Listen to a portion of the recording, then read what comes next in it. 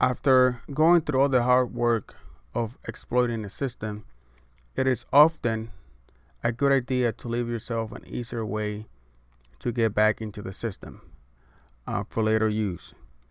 And this way, if the service you initially exploited is down or gets patched against the vulnerability that you exploited, you can still gain access to the system. And Metasploit has a script for that we're going to be using through the METERPRETER or METERPRETER.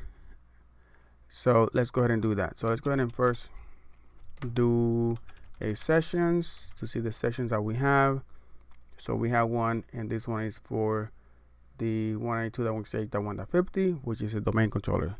It is always a great idea to have a backdoor to a domain controller, because it's really, they're often a little bit difficult to get into the domain controller. So therefore, it is often a great idea to do a backdoor.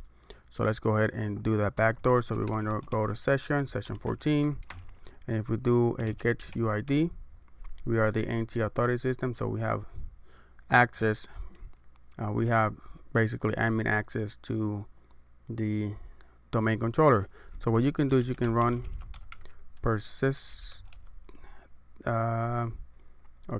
run persistence and do H for the help. So over here you can see that for this script you have the following options. So A for automatically, start, and L for the location in the target host to write the payload to.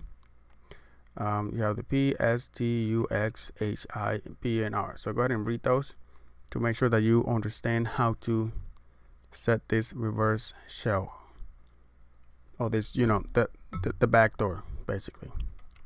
So the way that you do that, I'm going to do a capital U, right? And that one, the capital U, means that it's going to automatically start the agent when a user logs on.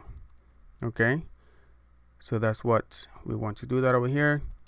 And let's see, what if we do, I think it would be better to do, instead of when a user logs on, let's go ahead and just do negative capital X to automatically start the agent when the system boots.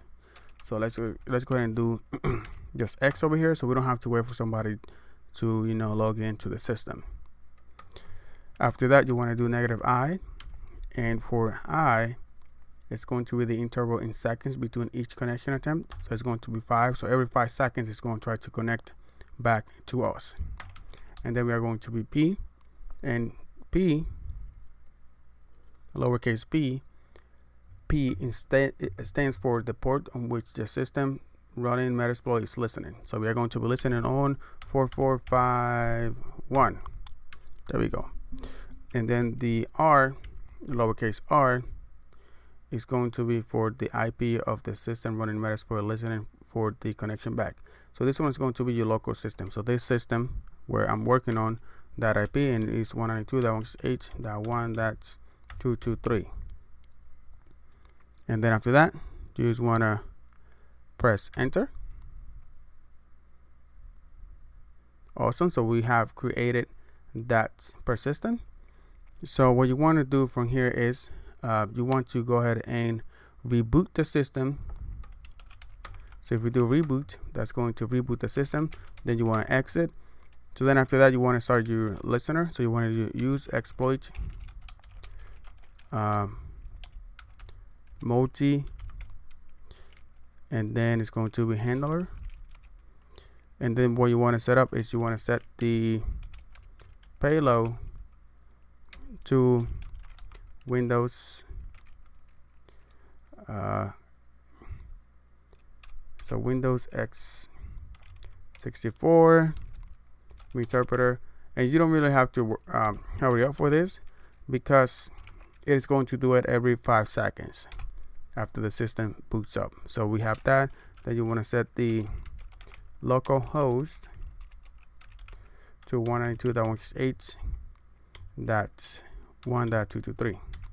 right? We set it up over here, and then you want to set the local port where we're going to listen it at 4451, right? Like we set it up over here, 4451. Awesome. So then after that, you want to go ahead and run it. So then what we need to do now, we need to wait for the system to reboot, and after it reboots, we are going to get a connection back. So let's go ahead and pause the video and wait for the system to boot back up.